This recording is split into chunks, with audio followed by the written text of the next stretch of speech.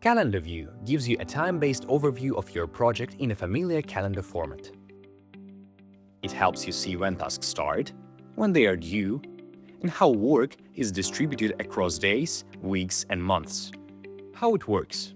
Each task appears on the calendar according to its start and end dates. You can view a task's details by hovering over it. To edit a task, click on it and update the information in the task settings. Need to schedule new work? You can create a task directly from the calendar. Simply click on a specific date and add the task. It will automatically be scheduled for that day.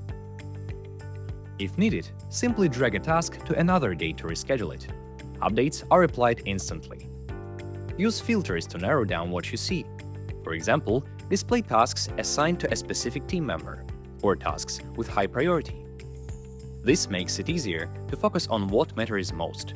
And a little tip from the team: use Calendar View for short-term execution and deadline tracking, and Gantt View for long-term planning and dependencies. Calendar View helps you stay on top of deadlines and manage your time more effectively. Use it to keep your schedule clear, balanced, and under control. Time to put this knowledge into practice.